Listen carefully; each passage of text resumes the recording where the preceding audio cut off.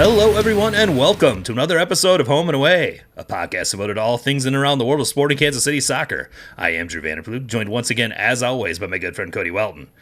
This week on the podcast, we are back for real this time. Cody has returned from his sojourn to the north just in time for us to prepare for some kind of tournament that's being played here this summer. The cup of worlds. Is this like the Intercontinental Challenge Cup, or is that something different? Oh, it's the Club World Cup back to haunt us. I hope actually that tournament wasn't near as bad as it was meant out to be either. It was not. Jokes aside, we are merely hours away as we record this podcast from the kickoff of the 2026 World Cup, and like 7 weeks of soccer overstimulation for our senses. So it's good that we're getting together beforehand to discuss this sport that we both love. That said, this is a Sporting Kansas City podcast. It has been a minute since Cody and I have discussed Sporting Kansas City. So we do have a few mailbag topics to dig into while that team is on hiatus during the World Cup break, including a player rumor that just dropped today. And hopefully, as the break continues, some news will start to trickle in regarding more potential transfer moves and how this team is preparing for the second half of the season. But obviously, the U.S. men's national team is kicking off their World Cup campaign at home on Friday on the heels of a couple decent, let's call them professional performances versus Senegal and Germany. Yeah, professionally competent. Yeah, there's certainly a vast improvement over the previous window versus Portugal and Belgium. And there are some interesting tidbits I think we can take away from how those games went and how personnel performed that could possibly inform the way this team will try to play versus Paraguay on Friday. There were also a couple supposed soccer games in Brazil for the U.S. women. All I saw was highlights of the second one, and holy shit. Yeah, it didn't really look a lot like soccer. But they did serve as a useful lesson, I think, for that team. And not really how to play the beautiful game, but rather how to survive when the opponent simply will not allow it to be beautiful. Yeah. But first, Cody, let's start catching up on sporting topics. We had Daniel Sperry sub in for you a couple weeks ago and spent quite a bit of time discussing the most recent tactical approach Rafa Wicki has been employing, especially over the last 3 or 4 games before the break, and how it seemed to not necessarily have a good place for Manu Garcia in it. Putting him in the double. Why would you think that? Well, yeah, well, because he started on the bench in all those games. Both games, all 3 games. All 3 games. Yeah. And I mean his per 90 numbers in those 3 games are quite insane. But yes, he started on the bench in all those games, and putting him in the double pivot means dropping one of LBJ or Basong, probably LBJ, and his pressing capabilities as second forward are not really effective enough to create the problems for the opponent that we saw happening when Calhera was in the lineup. You've had a few weeks to noodle on this problem. Have you come up with any solutions here? Because realistically, Manu Garcia is still probably the most talented player on the roster, and they somehow have to find a way to get him back in the starting lineup. You can see how valuable he was coming off the bench in these games.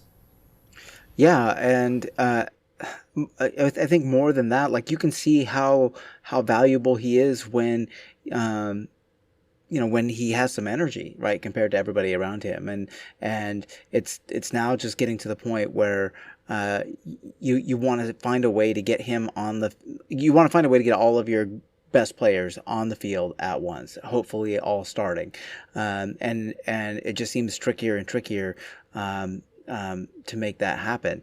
I think that this is not a new topic. You and I have been talking about this for a long time, and it was one of the reasons why I think we had kind of advocated, especially before the club signed Wicki, we had talked a lot about having a 3-4-2-1 type of setup or something like that, something something that allows you to have, an excess of defenders, so, 3 center backs, and also, sort of freeing up Manu to either, we had thought at the time to either be in the double pivot or probably, I think, more appropriately for this conversation to be at, one of those sort of half spaces. 2 10s. Right.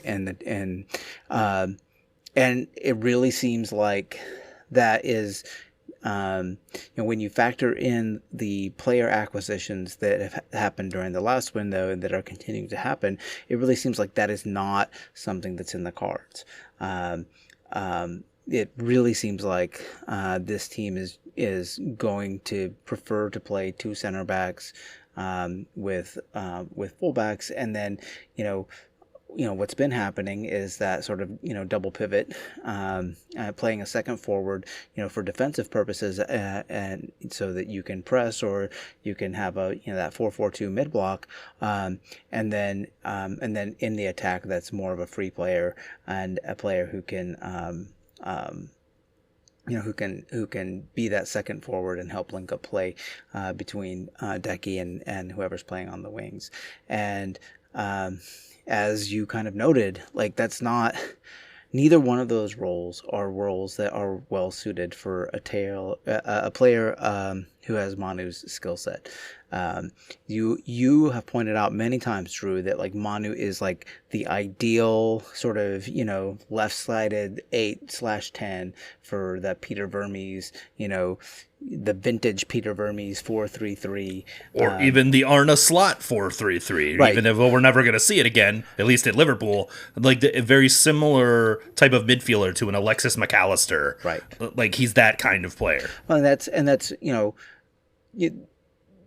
a big part of the problem that Liverpool had this season was due to the fact that Alexis McAllister had a really difficult season, and whether he was injured some or whether he was covering too much ground, or whether simply the expectations placed on a player in that sort of double pivot dual 8 or dual 6 role are just not they don't line up well with his talents, and that's probably the case with Manu as well. And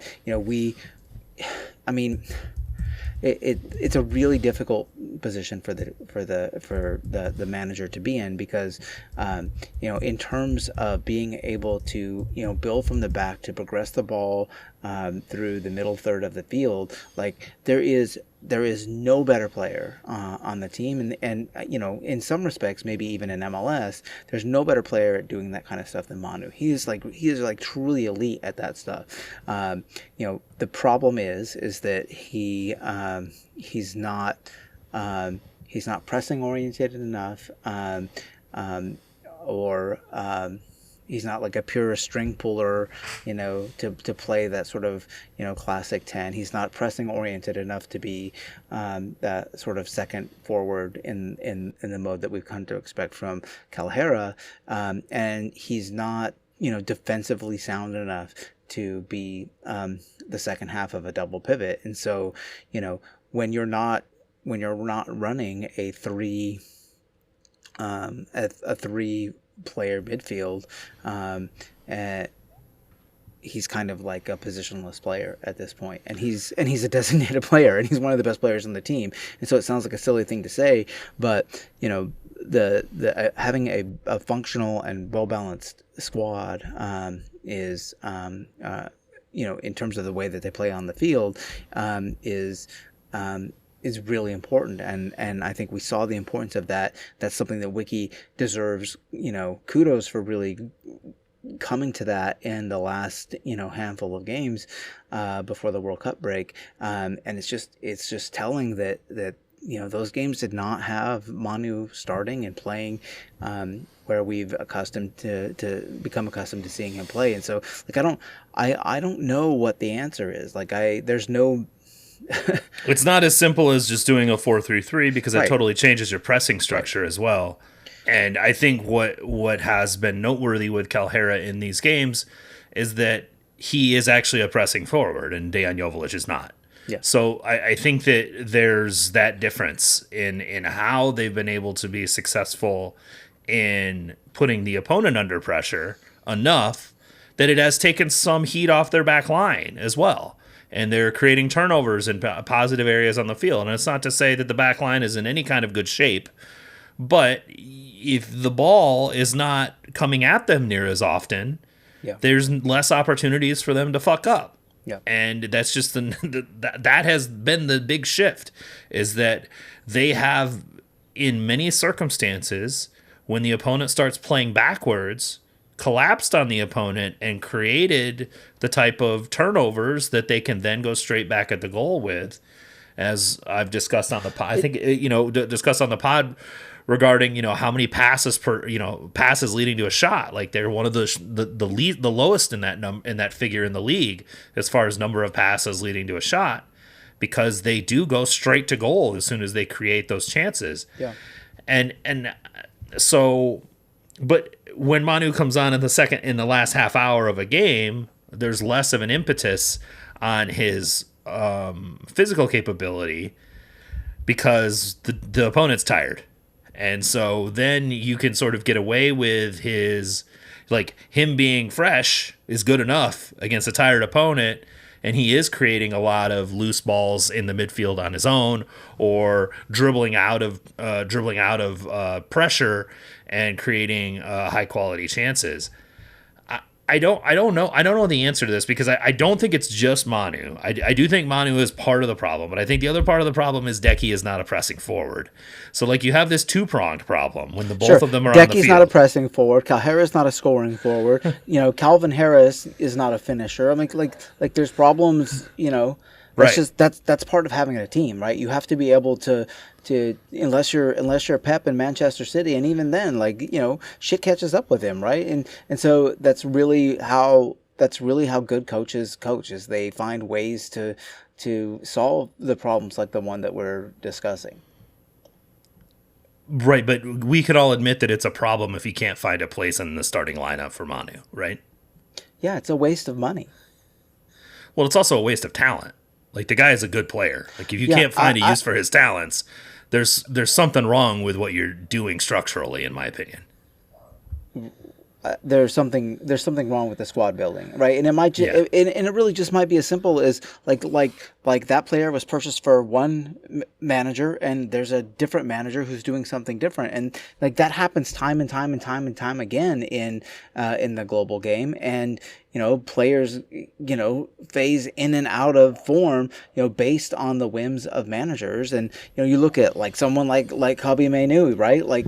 Didn't touch the field at all for Manchester United, and then was one of their key players at the end of the season when a coaching change happened. And so there's this is not a problem that's unique to Sporting Kansas City, as I think what I'm trying to get at. But I mean, if you're going to use that example, though, Manchester United was ass when they weren't using Cody Mainu, and they brought in in Carrick, they just brought in a very sort of pragmatic dude that trotted out a 4-4-2 as well, right? Here we go. And Cody Mainu who is a very good player, a very good young player who should have been playing for that team. All of a sudden, and Manchester United now is in fucking Champions League. Yeah. And the guy earned himself a job.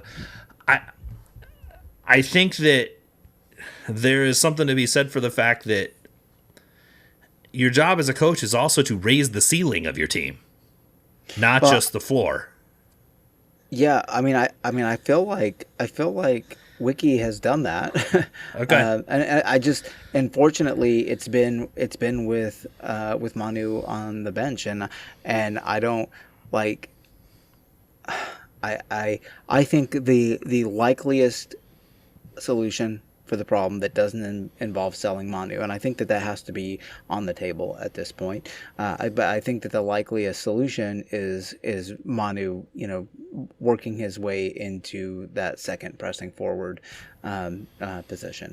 I would rather look at more of a rotational idea personally. My personal I think that I've thought about this a fair bit as well.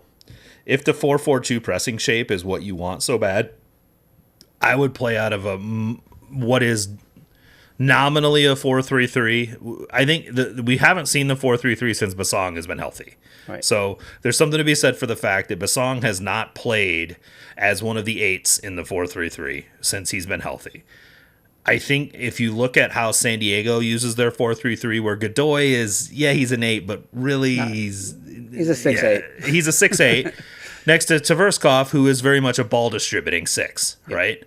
So I think that there are some correlative ways that tactically you can deploy them, where Basong is kind of more of a midfield partner to LBJ in the way that he is, and that Manu is more of kind of a left-sided midfielder that can then become the left midfielder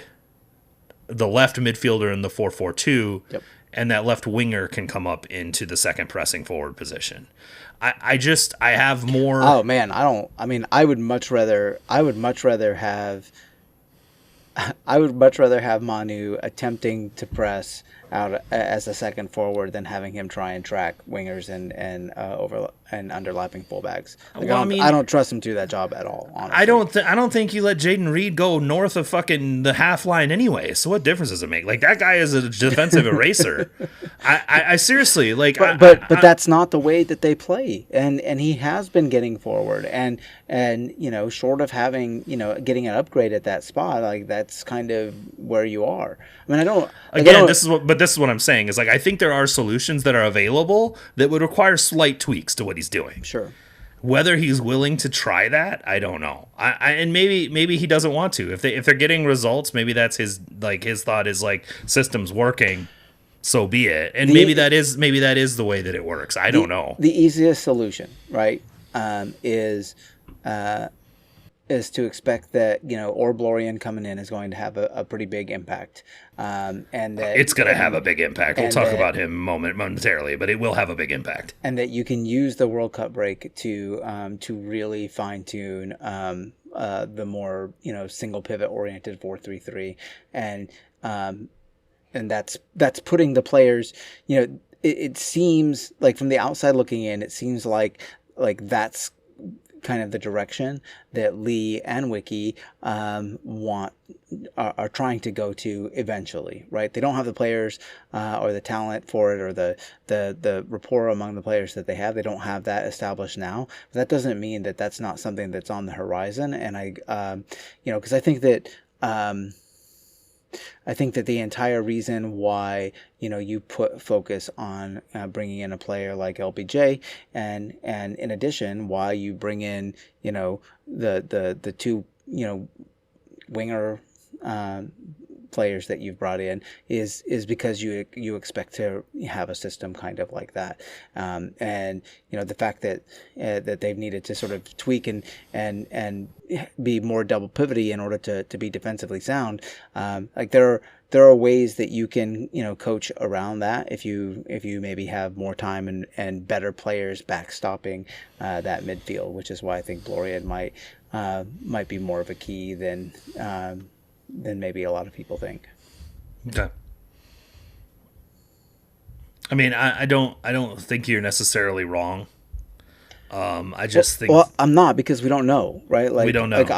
I'm just like, I'm spitballing just like everybody else. Right. Yeah. We're all throwing stuff out there. I don't look at the guy that came in for the last half hour of those 3 games and go, yeah, we should leave him on the bench more. Like, that's or sell him, because he's demonstrated that he's a really good player. Extremely good. Like, extremely good, extremely talented. So not being able to find a place for him in the starting lineup, in my opinion, is a failure. just speaking strictly, like, not as someone who's analyzing the game, like strictly just as a fan in the stadium, like, that's a dude I want to see play, man. Like, he's exciting. He does cool shit when he's in the game, and that's what I go to. That's really what we go to the park to see, right? We like it when our team wins, but we like seeing magic happen, and that player is one of the only players in the whole club who's capable of producing moments of magic, and so he's got to be on the field. Right, and you're more likely to get enough of those moments of magic to win a game if he's out there for more than 30 minutes. Amen.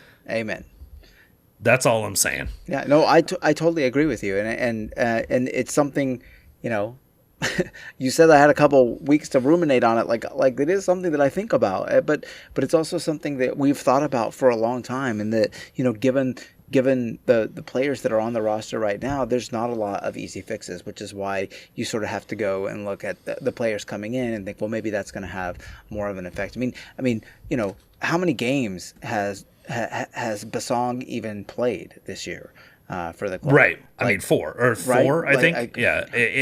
And one of them was just he came back and then got injured again. Right. So I mean, it has been noteworthy, like just having him. He was in preseason camp and then went to Canada camp and then got hurt. Yep. And so, like, even he didn't have a full preseason with the team. So, like, they're going to come back from this break and actually have sort of a preseason again before the second half of the season starts. And, yeah, and Ballorian is going to be there, and there are going to be more pieces that I think will probably help this. And you're right, like, at some level, they're papering over for a shitty defense. Like, the issues with LBJ are not necessarily with LBJ, it's with the four guys behind him. Yeah, absolutely. And, you know, and the guys maybe in front of him a little bit too. Like it's a whole thing working together, and the pieces don't fit together quite the way that they should right now. But we only have fucking 40% of the pieces. That's the thing, right? Like this entire season is preseason, right? Like. Is essentially what you hope your preseason has a full roster. You know what I mean? Right. So that's what I'm saying.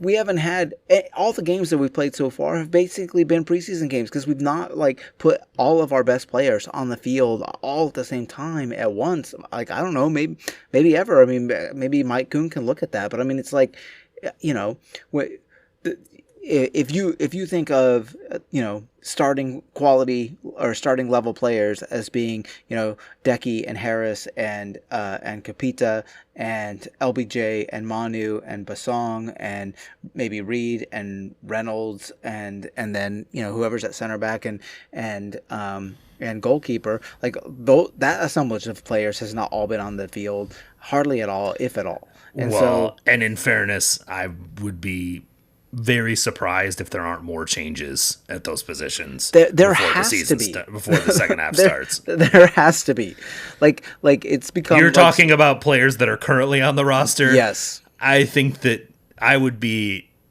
aghast if come mid-July against St. Louis, some of those positions haven't been addressed significantly. Right. So either the players that were starting need to go somewhere else where they can have more success, or there needs to be brought in players who are better than them, and those players need to be depth options only. Porque no los dos. Yeah.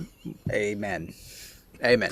All right. So that was actually the first question of our listener Q&A. I did you know, what anyone who can't come up with own ideas of it, any of his own ideas for a podcast does. I go ask people to give me their ideas. And so I went to the Discord and I did ask folks on the Discord, this is your weekly reminder. Join the Discord, participate in the conversation. Link is in the show notes. I did ask for some Q&A topics of things that we could discuss during the break. And that was that was the first one from Mark Kapfer. Just I wanted to talk about the Manu thing with you, but also he had some questions about like different tactical ideas and maybe some examples of where we've seen some of those. And that's why I wanted to bring up San Diego's 4-3-3 and how they use their three-man midfield in not necessarily the same way that, you know, you think of the positions on the field, right? When you think of a three-man midfield in a 4-3-3, the single pivot is very much, you know, you almost end up in like a 3-1-6, which Sporting did employ for a while, a kind of a 3-1-6 where Zusi was extremely high and there was, or actually Zusi would sit along the back three, Ilya would be in front, and they would move everyone else up. That isn't necessarily how everyone does. In fact, most teams don't do that. They still have two midfielders behind the attacking line. So I think that there are ways for that to work while still sort of rotating into the 4-4-2. We'll have to see how Wiki goes about doing that. It's a very difficult problem to solve. Like it's not like there are no easy answers here, right? And it's not any. It's more of a squad building issue than a coaching issue. Is one thing I want to point out. And that doesn't mean that coaches don't have something to do with it and that can't be responsible for solutions. But even at the very highest levels, and you can just look at Liverpool, right? Coaches who don't solve that problem, they don't necessarily last. And I think that Wiki has solved it. He's papered over some cracks and solved it for the short term, and Lee has to be responsible for solving it long term, because there has to be it's a squad building issue 100% more than it is a coaching issue. 100%. And in San Diego, their front line is so totally different than Sporting's, right? Ingvartsen's a completely different striker than Decky is. A Pellegrino is a completely different winger than either of ours, right? So like they're and I don't even want to get into Anders Dreyer, but they do their thing a little bit differently as a result of that as well. So not everything is directly applicable, but I thought it was worth at least discussing because you and I hadn't really spent a lot of time on it. Yeah. Before we get to question number 2, we have an actual player rumor. A Tom bomb dropped this afternoon from not just one Tom Bogert, but also one Paul Tenorio, because they're hanging out together pre-World Cup, and Paul's out there apparently jamming the newswire as well to validate this. Sporting Kansas City, I want to make sure I'm reading this correctly. Sporting Kansas City pushing to sign Toulouse winger Jan Boho. That is as close as I'm going to get to the right pronunciation. I listened to this guy say his name on an Instagram reel like 10 times. It's about as good as I'm going to get to it. As far as I understand, the G is silent, but it's also a French guy, a French guy of Ivory Coast descent saying his own name, and he says it way faster and with more French, like oeuvre on it. So, but it's Yang Boho. He is, like I said, he's currently he plays left wing for Toulouse. The dribbliest of dribbly boys, let me tell you. Like, loves to do him some dribbling, some take-ons, some step overs, splitting defenders when they try to bracket him. Very much like gets on the edge of the box with the ball, kind of inverts onto his right foot, does the fun things. But also just has an eye for the goal, like knows where the goal is. And apparently Toulouse wants $20 million for him. So this is not some like, hey, we hope to snag this guy from the trash heap somewhere. This is someone that, according to Bogart's report, other European teams are interested in. And yeah, $20 million, you would expect that if he's commanding that type of price, that it would be other, European top 5 league teams that would be looking at that type of player. He's 25 years old. I don't think any of us expected that Sporting was going to be taking a swing at a DP this summer. Like, that was not on my bingo card. So what are your thoughts of this? I'm not surprised. I thought that it, especially with, with Maluk taking a bigger, financial responsibility for the team and also being more closely associated with it, I thought that there was a possibility that you could see some movement on a third DP. I didn't expect it to be someone of this profile, right? I expected it to be like a, sort of MLS 2.0 classic big name, European star type of designated player. This is not that, right? Like this is a player who's in their prime, probably not quite good enough to maybe play in the Premier League, but good enough to play for a lot of really good teams in other top 5 leagues, and it's a really I think that before we started recording, you correctly identified it as like a statement of intent. Like if it doesn't happen, okay, but if this is the profile of players that Sporting Kansas City are willing and able to pursue, that's pretty good. Yeah, that was the most important part I took away from this is the profile.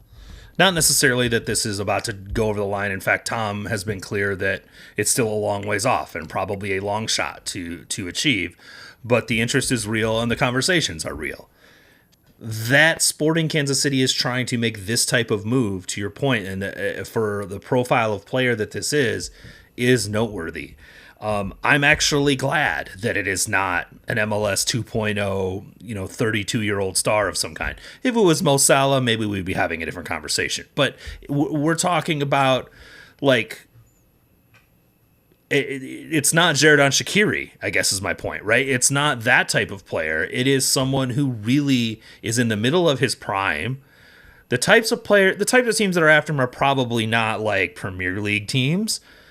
Maybe recently promoted Premier League teams, like I think, maybe a Hull City or something like that would be interested in him. Maybe a Coventry might be interested in him, but definitely not like the Arsenals of the world are not looking at him. But certainly like a Bayer Leverkusen might be looking at him, or an RB Leipzig, or, other, like maybe a Lille or somebody like that in the French league, or maybe, a Valencia or somebody like that on the Spanish side of things. Like there are, or a Serie A, like this is a guy that would cook for an Atalanta or somebody like that. So I think that there are, that is the pool that we're talking about competing in, and that's significant. And that is for teams who are looking for players who can, help them get to their European, tournament aspirations. Yep. And we'll be looking to sign a guy like this. So that, it's noteworthy. And I also, like, I look at it this way. The thing that we had been most sort of concerned with David Lee was kind of what is his recruitment philosophy? What are the types of players he's looking to sign? And we hadn't seen much of that since he had taken over. But the types of players he has signed, right? Lasse Berg-Jansen, Capita, like these, Diego Borges even. These are players with a ton of upside, mostly in the early part of their prime. Borges obviously is a U22 player, a little bit different, but when you look at Capita, you look at LBJ, these are guys, and even Calvin Harris, these are guys in their early prime that could really be like good, positive additions to a team that wants to play sort of aggressive, physical football. Mm-hmm. And that is what Boho is as well. Yeah. And so to see that on the DP side of things, and it's maybe not somebody that's going to we're going to plaster all over billboards all around town. Once you watch him for 30 fucking games, you're going to want his jersey. That's for damn sure, right? And this is a guy that can be Denis Bouanga, right? Like that is the kind of profile that you're looking at, except Bouanga wasn't 25 when he came to LAFC. And so I think that there is something to be said for Maluk's resources is being applied to sort of David Lee's philosophy towards recruitment. Bouanga, then that's great. And you could see this going somewhere extremely positive. It's not the type of profile that we've ever seen.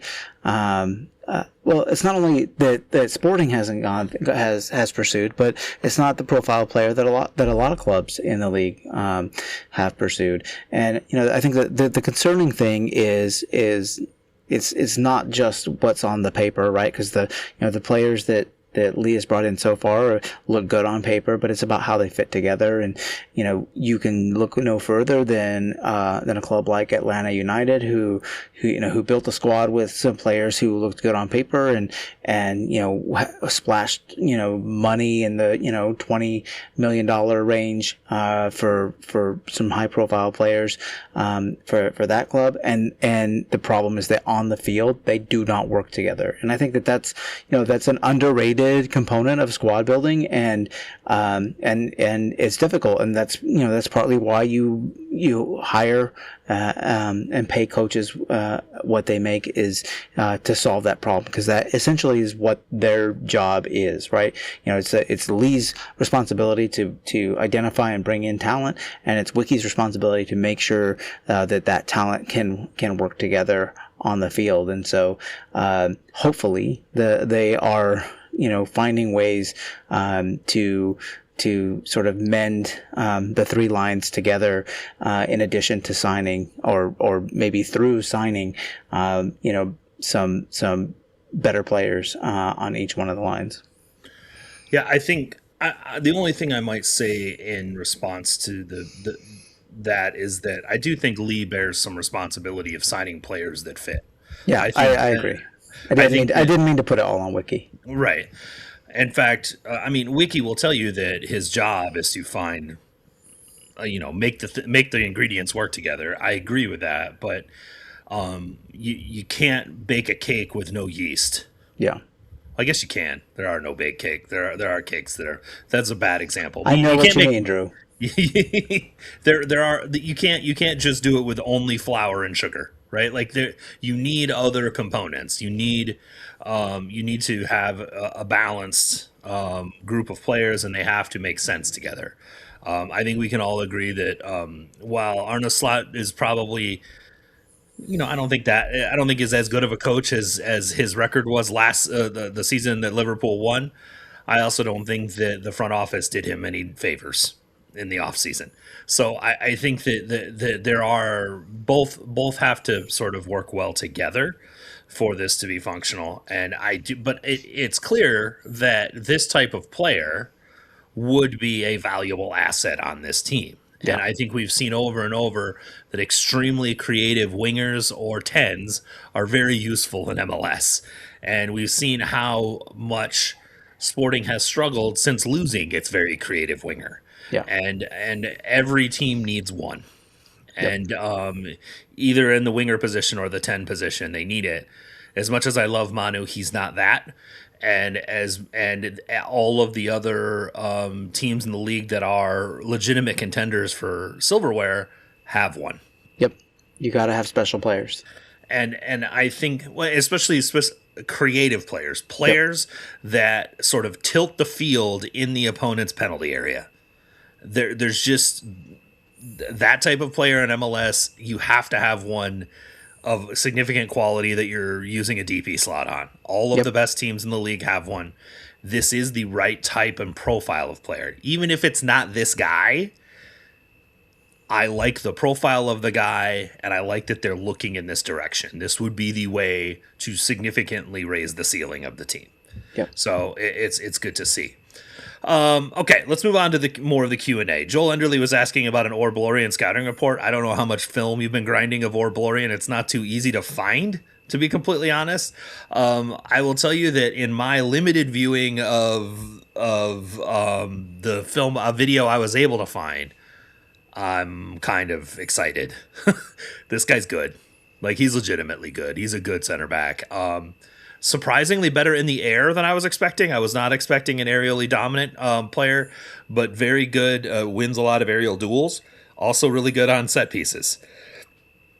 Like, does the near post flicked header really well. He's not the size of Big Verge, but he definitely looks to get on the end of a corner kick. As well as being good in the air otherwise. And then the other thing that I just really noticed about him is that I don't know that he's like, the fastest center back ever. But he's not slow. He'd destroy Andre Ufantas at a foot race. He closes space really effectively. And that's just something that I think we've been missing for a while as a center back that aggressively closes space on their opponent. And does it in a way that puts the opponent under pressure, as opposed to allows the opponent to turn out of and leave them grasping air. Right. I think Ian James has a little bit of that in his toolbox at this point, but obviously it needs to be developed. But most of the other center backs do not.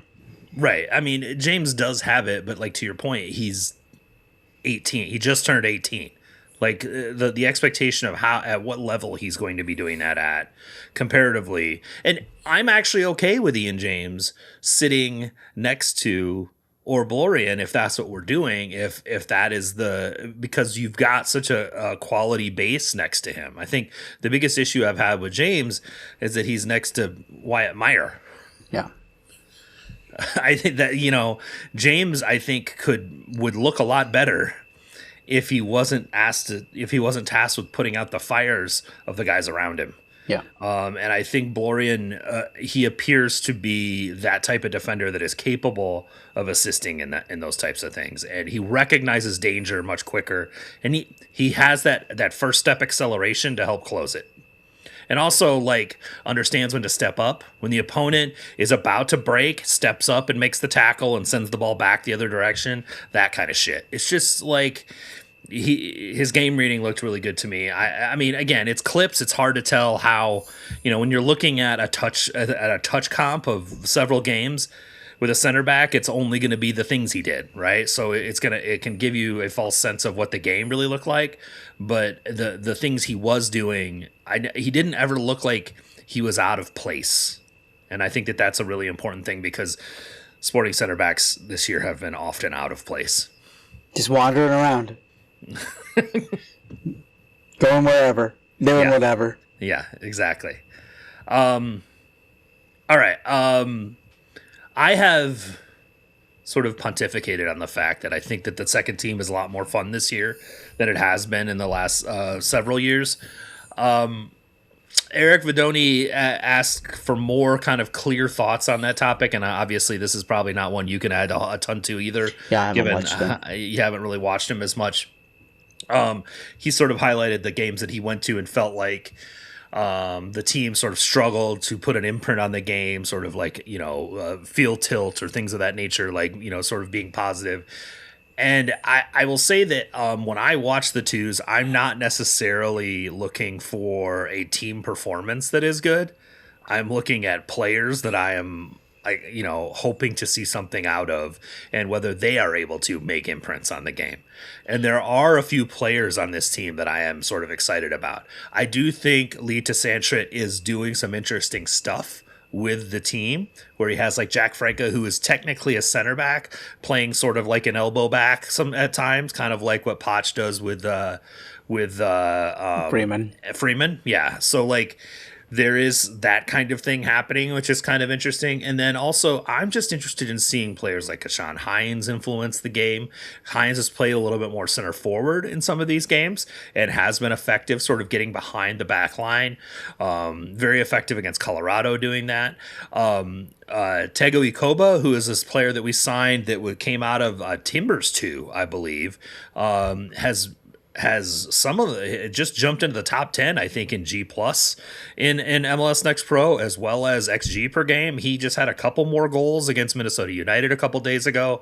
There are some interesting and fun players. Ikoba is obviously a little bit further along in this development cycle than some of these others, but the whole point of this team is to find guys who might potentially... It's to develop players. Right. And that's, that's the thing that you have to think about, Eric, when you go and watch teams like the twos, is that you can't get caught up in the results, because the results don't truly matter.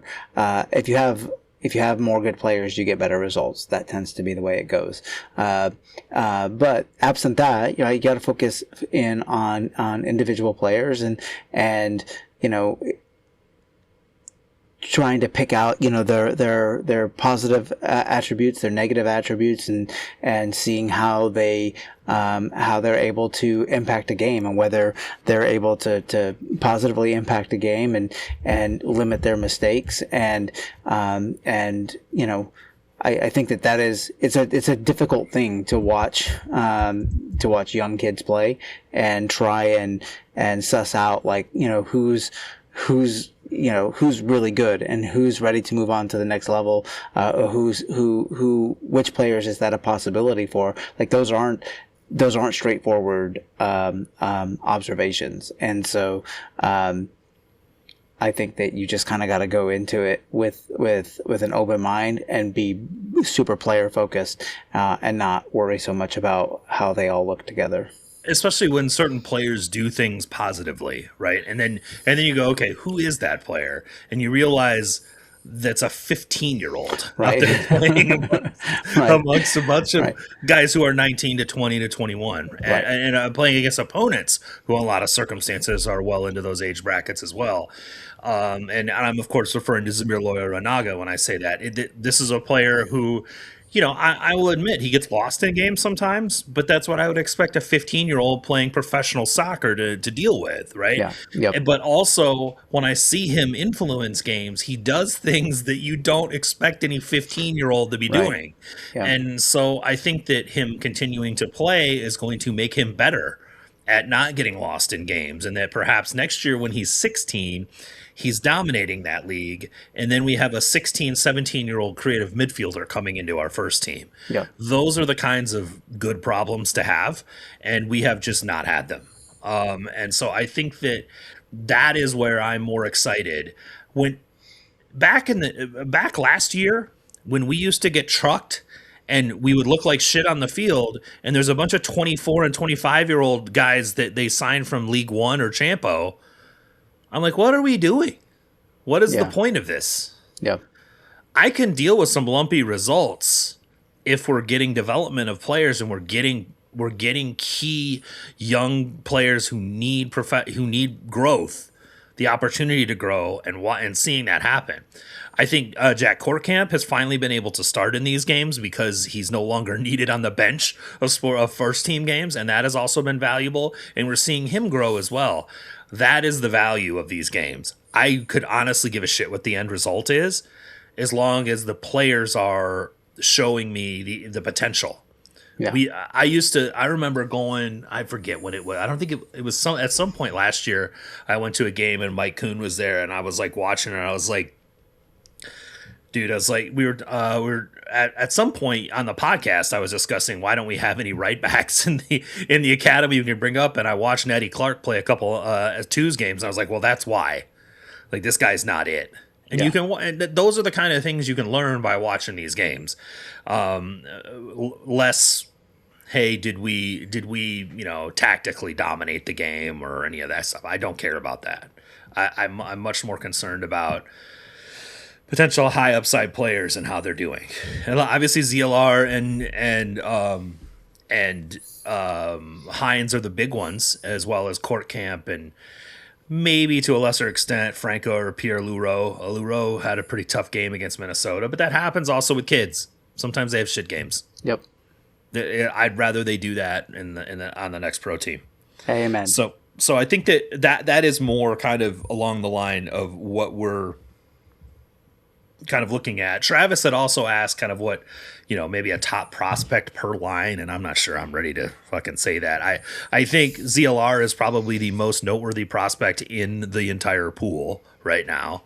I think that Hines is someone that I've been high on for a while, and we're starting to see him come good again with the twos, and I think he got a call into the U17s as well, which is a really cool deal.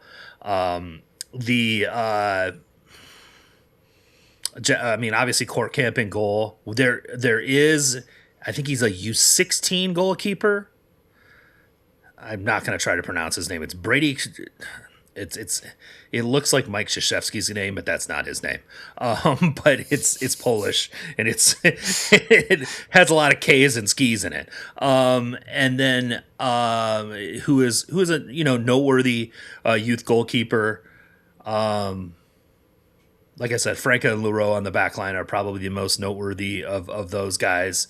Although I have been intrigued by other players too on this team that I wasn't necessarily expecting to be. So, what we should do is we should organize a watch along, either online or we could do it in person next time they play here in town, and we should get together and go watch. I would say go out and watch them, man. Yeah. Gael Quintero's had a couple nice games when I've watched him. Misael Rodriguez has had a couple nice games when I've watched him. So I think that that's what I was saying was like, there are some interesting players that I was not necessarily expecting to find interesting. And that was kind of why I was sort of, I don't know, say high on the twos, but saying that the kids were semi interesting to watch. Right. They're at least more interesting and engaging than they were last year. Exactly. Yeah. The last question came from Isaac Nope. His question was a lot, and I thought this was interesting, and maybe you can take this one since I've taken the last two. the question was around, the supposed dissonance between Lee's stated goal of playing possession-oriented soccer versus the sort of semi-direct style that we're seeing Wiki playing. Is there dissonance between the two? Does the I'll let you put your own thoughts on it, but yeah, is Wiki doing what Lee said they were set out to do, and is there a problem with that? I don't think so. I don't think he's doing what they set out to do, but I don't think either there's a problem with that necessarily. I think that anybody in Lee's position is going to come out and say that they want to be a front-footed, have a front-footed team and possess the ball, disorganize the team with the ball, blah blah blah blah blah. Like it's all like there's all this boilerplate language that goes along with that, and coaches use it. Soccer directors, chief soccer officers use that kind of language all the time because nobody wants you to come out and say we're going to play like Minnesota United last year. We're just gonna bunker and play deep in our own half and try and hit teams on the counter. Like nobody really wants to play. Nobody wants the team they support to play that way, right? There are coaches who want their team to play that way, but no fan really just wants to have a team play that way. And guess what? Players don't want to play that way either. And so it would be career malpractice for you to not come out and say those types of things. Wiki, I think, is doing what he needs to do to get results, and he does not have a squad composed of good passing players. He does not have a squad composed of players who are creative passers, or who are even super adept at possessing the ball, and so playing that more direct style it works, but it's also one of the only things that can work, right? Like this is not a group of players that's going to have a nice tap in goal after stringing 24 passes together. That's just not sort of in the cards for this group of players. They're not ball secure enough. They're not adept at dealing with presses enough. They're not a good enough passing team, and so I think that for every soccer administrator, the goal is being able to use the ball and play attractive sort of free-flowing, exciting, dynamic, attacking soccer. And if you can't do that by possessing the ball all the time, you can at least do that when you win the ball and go directly to goal. And I think that just globally, the whole soccer landscape is in this sort of transition between ultra possession to control games, and then the response to that has been to for a group of teams, in order to sort of equalize or balance the playing field, have taken to pressing and winning the ball early and going directly towards goal and manufacturing transition moments via the counter press, and so at this point I think Wiki is at the infancy of the process, right? Like I think that it's clear that he would like to play a more possession based controlled style, but he doesn't have the players for it at the moment. He certainly doesn't have the center backs for it. We cannot build out of the back. That is just not a real. That is not a or the fullbacks. Frankly, I mean the fullbacks. No, no. And so he's doing the best with what he has, and he's finding ways to win and get results and be competitive, and that's what good coaches do. And so I don't think that there's any I don't perceive that there would be any dissonance, like personal dissonance between Lee and Wiki. They just simply don't have the players to play Lee's, preferred style, and we'll see if they can get some of those players right in the next couple of windows. I mean, Wiki has shown that he can coach that style, a more possession based, control based style. Whether that will work in MLS by the time that they get it implemented, get the right players, who knows, right? I mean, the controlled, possession based style, to go back to Liverpool, that was Arne Slot's preferred style of playing, and he could not play that way this year, in part because of a failure in squad building, in part because of injuries, but also in part because it's very difficult to play that sort of controlled possession style in the Premier League nowadays, because everybody has amazing athletes who know how to press and put in work. And so MLS is stylistically a lot more, I think, like or it may be becoming more and more like the Premier League all the time. And so it remains to be seen whether they can make that style work in MLS, but they definitely don't have the players to do it right now. I think the first point you made is probably the most salient, which is I don't put a whole lot of stock into the words that David Lee said in his opening press conference about how the team's going to play. This whole concept of attractive possession-based soccer is the same fucking meaningless bullshit that anyone says in one of those press conferences. Ever since Arsene Wenger. That's well, that's the thing. It's like, what does that even mean? What does possession-based attractive soccer mean? Yeah. Like, what does that even mean? Like I gotta be honest. I see dissonance between those two concepts personally. Well, exactly. So. I watched Liverpool play a lot of games this year. It was a fucking drag, dude. It was a super drag. So, like, I that's what I'm saying. It's like, I think that was the point that I was trying to make. Possession-based attractive soccer is it's a word salad. It's a press conference word salad that doesn't mean anything. I want to watch entertaining soccer. Entertaining soccer doesn't have to be played with the ball 60% of the time. No. And in fact, the teams who play with the ball 60 to 65% of the time generally don't play the most entertaining games. Arsenal. And so there are ways that you can have a fun, entertaining team to watch, which Sporting has been the last three of their regular season absolutely games. Absolutely. That's all we've wanted, is the team to be entertaining. I don't give a shit how much of the ball they have.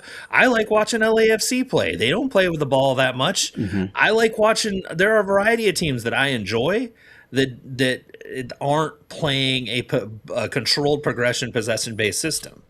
So I think that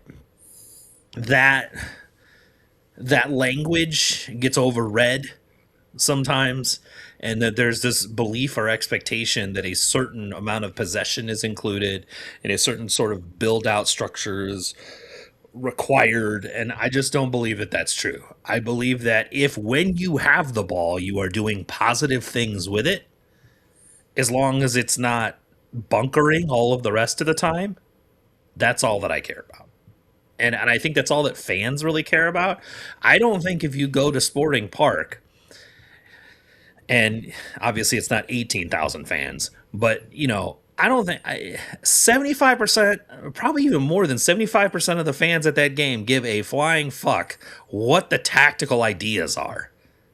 They want to enjoy the soccer on the field. That's all they care about. We've seen many years of Sporting playing that possession based control style, and they were called Sportalona for a while because it was just a bunch of tiki taka type rondos in the middle of the field, and they did not win any MLS Cups during that time, and so.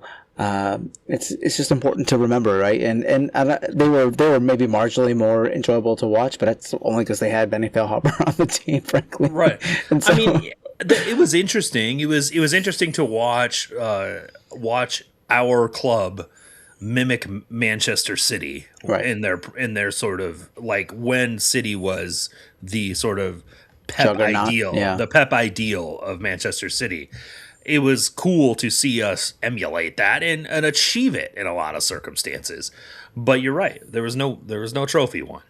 2018 probably should have, but 2017 they won the Open Cup. But I mean, that was probably the first year of it, really. Yeah. And that was a little bit maybe even of a transition year towards it.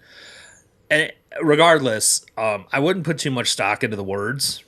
What David Lee is concerned about is an entertaining football team that goes to goal. Yep. And that is what we've had for the last several games. So I don't think he's necessarily that concerned about the tactical choices that Wiki's making, as long as it yields to a positive result and a team that plays good soccer. Completely agree. I think being proactive, having a team that plays proactively, defensively and with the ball, I think is much more important to me than being able to possess the ball just for the sake of possessing it. Mm-hmm. All right. We'll go to the women's national team really quickly because I think that we can go through that quick and then we'll do our kind of World Cup preview. The women's national team played a couple soccer games in Brazil, or as I said earlier, supposedly played a couple soccer games in Brazil. I know these weren't games that you watched that much. I'm not going to get too much into breaking them down because there's not much to break down. Brazil just tried to not play soccer. It was very much like foul, grab, muck up the game, sit on the ground, waste time, block free kicks, do all of the things. They did not like it when the United States did that to them last night. Oh no, they did not. Well, no. and that is kind of what I wanted to get to is the U.S. in the first of these two games sort of struggled to meet the style of Brazil in these games, and I was just it was kind of interesting to me because we've actually been struggling with this a little bit on the men's side of the game as well. These guys have gotten used to playing in Europe and playing in these nice leagues where this type of tactic is not common. And they would come back and play World Cup qualifiers or Nations League away games, or most recently against Panama in big games, in these sort of CONCACAF clashes and struggle because these guys would just fuck the game up. That's what they were there to do, is make it so you couldn't do the things you wanted to do. And sort of asked a lot of questions about, hey, can you deal with this? And candidly, I give Emma Hayes a lot of credit for scheduling these two friendlies because they're going right back down there next year to play in the World Cup. And Brazil will be hosting these games, and it's not unlikely that they would see Brazil in the knockouts at some point. So you need to be prepared for this type of environment, and I appreciate that she's sort of getting them ready for it early, and they were not really ready for it in the first one, and they came the fuck ready for the next one. I just watched the highlights, and I wish I had watched the whole thing because it seemed like just wild. The crowd was insane at the beginning, and I love, like, Emily Sonnet was channeling her inner Neymar to the T. Like her. That was impeccable diving. Like, let's be honest. It was great. Well, and she kept herself from getting a second yellow a little bit earlier as well, in a beautiful way. Like, it was. This was an Emily Sonnet masterclass, is what this was. Like, and Sonnet is perfect for this type of game. Like, you don't look at Emily Sonnet and think of her as the ball-playing center back that will, unlock defenses, right? That's not what Emily Sonnet is out there for. Okay, she is out there because she's a shithouser. It's just the way she is. And I give again Emma credit for putting her out there in a game like this because she's gonna shithouse. That's what she's gonna do. It's like, we're gonna play this kind of game, then I gotta put the people out here that are ready to do this. And man, did the Brazilian players not like it when it just got shoved right back in their face. They did not. It was really entertaining, honestly. It was, and I mean. Everybody was whining. Marta was whining about it. Although Marta has, now that she's over 40, she's whatever the female version of a grumpy old man is. You know what I mean? Like, she's kind of gone messy on us. You know what I mean? You know, I said, like, That's exactly what she's like. Like, Messi sort of become this sort of grumpy, crotchety old player now that everything goes wrong and everything, and that you don't know what you're doing, blah, blah, blah. You know, all this stuff that, you know, I talked about earlier, how MLS has somehow made me hate Messi. That's what Marta has become at this point. Yeah. Just a lot of complaining and a lot of whining and getting in referees' faces and shit. And I mean, look, everybody, it's fine. I'm not that worried about it. Nothing's going to make me hate Marta. Like, nothing's going to make me hate her. She is a fucking gift to soccer, so I'm never going to be mad about it. But yeah, I mean, all of them were mad. And yeah, Tarsiani does absurd, like, forearm back. I mean, they lost their shit. They lost their complete composure. Yeah. Don't even get me started on the coaching staff. Their coach is an absurd character to begin with. Like, he's ridiculous. And so all of that ridiculousness happened. And, you know, I can't believe they even had staff left on the sideline at the end of that game, given how many of them got sent off. But I think the story is the women came ready for game 2. Yep, they did. And Brazil realized they were going to beat them playing this way. And that they didn't have anything left. What are they going to do at that point? Yep.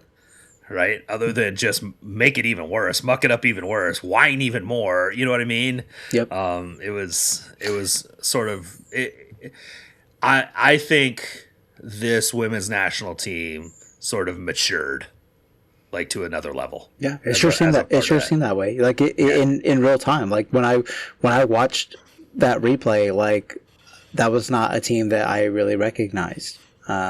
They were super aggressive and but also really smart about things too, and good at drawing fouls, drawing contact, and, you know, forcing the referee to do her job. And she wasn't doing it in the first half, and I think that's sort of why it devolved to the level it did. Yeah, she was led. I mean, it was a very physical game in the first half, and to the point that I was like, "Can we sub on Ilona Mar second half? Because this looks more like a rugby match than it does soccer." But then she started to really having to take control, and that's when the Brazilians got really mad. Yeah. And it's just, you know, it's what happens in these games. But I appreciate the U.S. women coming to fight. Okay. How about just, you know, while we're talking about the game, how about oh my God, Drew, I'm too old. I can't do this. I don't know. Lorena. How about Lorena? Lorena was amazing. I mean, she was, and she had to come on at the end of the first game because their starting goalkeeper got injured. It was trying to get subbed off for about 20 fucking minutes before they finally did it. She was great. Like, she's the only reason that it wasn't a blowout, honestly. I mean, well, especially at the end, it should have been 2-0 for sure. Yeah. The double save that she made, like, she makes this insane save, and then I was sure that what is Sophia's new last name? Wilson. Sophia Wilson, I was sure scored. Yeah. And how Lorena got her paw all the way back across goal for that save. It was, and it had to be a strong save too. Mm-hmm. So yeah, she was very good, and good for her because she had sort of been supplanted as the number one. And I think maybe did herself some favors in these games. So we'll see. Okay. As I noted earlier, there's some kind of tournament starting tomorrow. Some sort of international tournament that's going to be played here. And the U.S. is playing in it as well. They play on Friday against Paraguay in L.A. As I said, they were professional, mostly decent versus Senegal and Germany. I don't know what you thought about these games, how much you got to see of either of them, but they were... I think Doyle said it best. If you would have told me we were going to get a 3-2 versus Senegal and a 1-0 versus Germany? 2-1. 2-1 versus Germany? Yeah. That's right, because Jedi had the absolute golazo. The 2-1 versus Germany, before these games started, especially on the heels of the Belgium and Portugal matches, you would have taken that shit and ran as quickly as possible. So I think from a results perspective and how they played, feeling pretty decent. Mm-hmm. What do you think? I agree. I think that the team looks like this is a team that looks competitive. This is a team that looks like they can go toe to toe with really just about anybody. Now that doesn't mean they win, right? It means that they can be competitive and not be embarrassed. And I felt that way even when they lost the games to Portugal and Belgium. I thought that they were, the first half hour of each one of those games, I thought they looked like they belonged, right? And that's really that's all you can ask for. I mean, this is, especially when you get out of the group stage, it's a knockout tournament, and shit happens, and you just have to give yourself a chance to win every time. And I feel like the United States is in a place where they have a chance to at least get a result every time they step on the field, and that hasn't always been the case. And I think that the lack of elite talent on the team still sort of lowers the squad's ceiling quite a bit. But I think their floor is pretty high, and I'm excited to watch them. I would agree with all of that. I think that even with, I think, Germany being able to turn it up to a level that the U.S. couldn't quite match at times in that match, and my concern with them continuing to leave that cutback open, that happened a lot. And Nagelsmann had obviously set up Germany to take advantage of it. They had runners in that spot over and over and over. Thankfully, they never really got off a really good shot, but I have PTSD of that cutback from the Dutch in 2022. So, I'd really like them to not over pursue so much in transition defense. It is a problem this team has. But still, all of that said, the professionalism in which they played, I think the XG in the Germany game was 0.9 to 1.3 or something like that. It wasn't like they got dominated or anything. And to your point, they're in these games. They deserve to be in these games. I think it was quite clear between the Senegal and Germany game that Jonathan Tah is way better than any center back Senegal has. Yeah, by a wide fucking margin. Yeah, he's an elite player. Pepe had just had such a day with the Senegalese center backs in that match that you were like, okay, this isn't going to happen in every World Cup match, right? Where you're just going to be really giving them that kind of problem, and especially against a Germany, right? Who I think it was Schlotterbeck was playing the other center back position, but yeah, I mean Schlotterbeck and Tah, vastly superior to anything that Senegal is going to put on the field at center back. And that did sort of change how aggressively the U.S. was able to attack the goal, but they still did put shots on goal, and they still did sort of equal, and they still were a competitive component of this game. And yeah, I mean, Jedi Robinson, channeling his inner Benny Feilhaber and absolutely lacing that volley, dude. It was... Whew. That was a great shot. I think Kyle Martino said on the broadcast, it's like God lets you hit it that clean 3 times in your life. You just, I hope you save some for the World Cup, right? Yeah. Because when you hit it that good, you're gonna remember it for quite a while.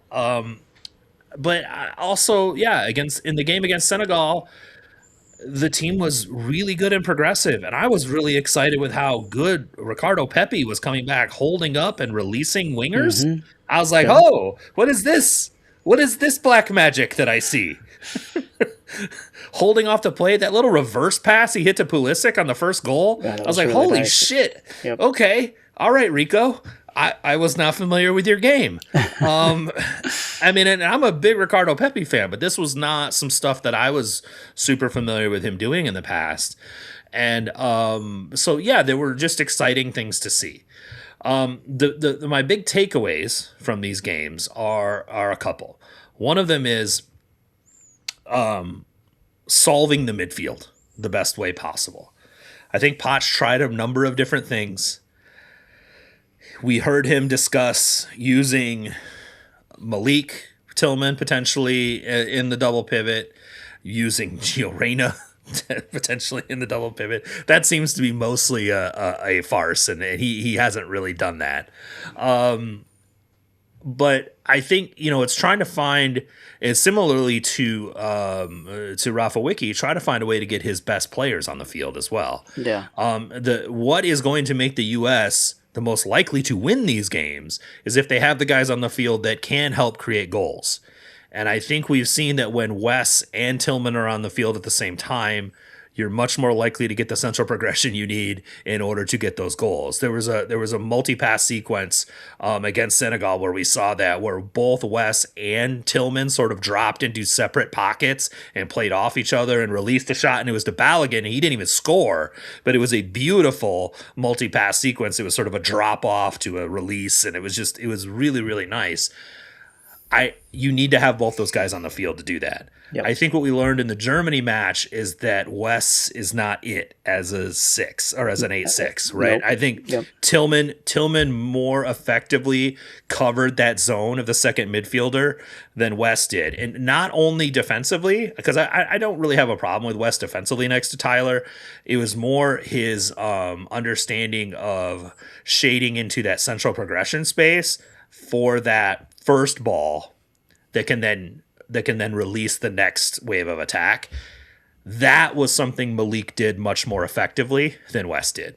And I even said Berhalter didn't do it very well against Senegal. There was that space was often open. You would see Ream sort of try to progress the ball up the left side to Jedi.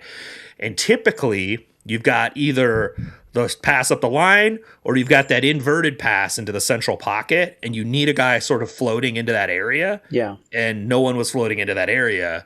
When they swapped Tillman and McKinney against Germany, Tillman started floating into that area, and they started to get more joy.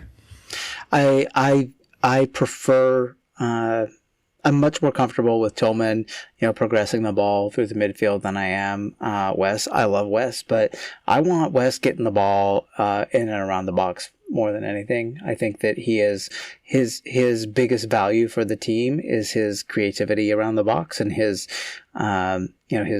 aerial ability and his instincts around the box. Yeah, his instincts, and I was going to say his energy too. And I think that there's not enough of that on the field. Even when the best players are on the field, there needs to be that that level of sort of creativity and intent. And I prefer him further forward. I did not think I would like it, but I actually kind of like Serginho Dest as a wing player instead of a fullback.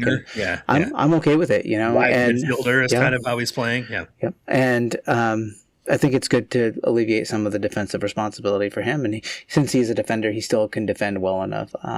And having Freeman behind him, I think, is really a good pairing. And So I think, and you have options with Tim Weah at that position as well that are not, you know what I mean? They're different players.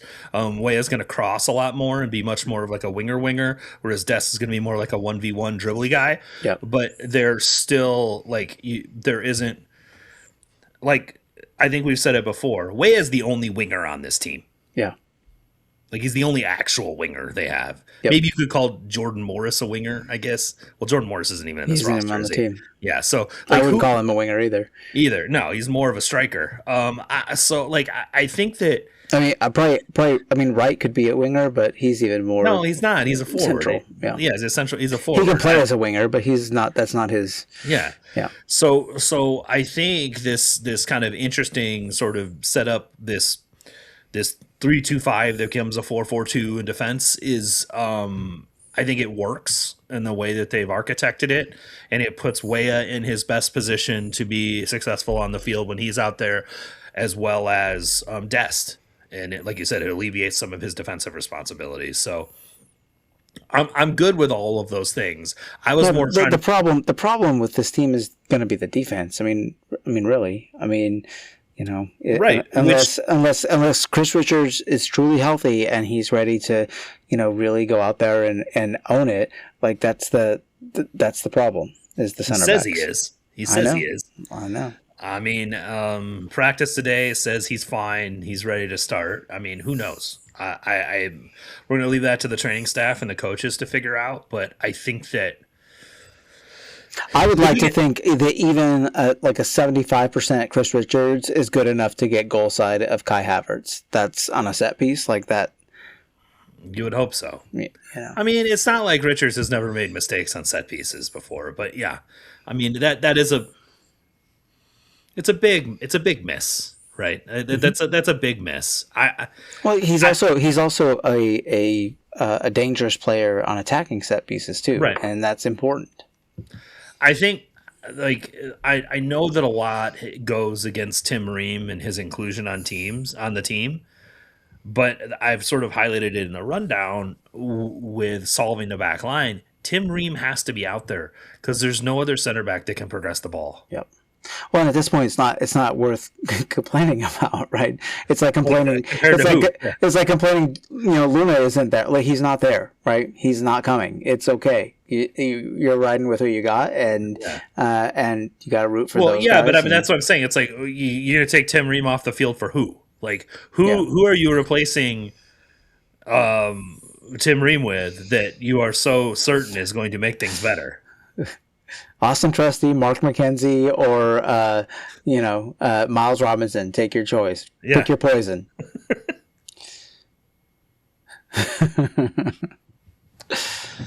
Yeah. So I think everyone needs to just get their head around the fact that we're going to see a lot of Tim Ream. And the other problem is, like I said, like if you watch that Germany game at all, Ream was basically personally left responsible with creating the ball progression ideas out of control progression. Yeah. He was the only one. Half the time he was left on a fucking island to do it because no one else could do it. So until we, I mean, there's a whole like alternate universe where Jackson Reagan actually shows up to 2025 January camp, and we're in a completely different place right now. But that is my personal my personal sort of fan fiction, so to speak. I think that he's the one player that does what Tim Ream does, and actually, is not 38 and has lost several steps off of what was not many steps to begin with. But I think that we're here now, so you have to solve that problem, and I think the only solution is Chris Richards. Yeah. I agree, and it's also fairly conservative rest defense positioning, which is also something Poch has been doing as well. Yep. You don't see them pushing the goal near as hard as maybe he'd want them to. Mm-mm. This is why. Yep. And so there are going to be trade-offs that have to happen, but I would get used to seeing Tim Ream out there. Absolutely, I'm used to it. I've come to grips with that. So, what do we think? What are our prognostications for this event? Mexico kicks off tomorrow, right around as we're finishing this recording here, I think is when Mexico kicks off at the Azteca. I don't know. I don't even know what to say. I feel like the U.S. will be. I would be very frustrated if they laid an egg in these games. Oh yeah, because. They shouldn't. That would frustrate me, but I think if they play like they've played in the last couple, they should easily progress to the round of 32. No?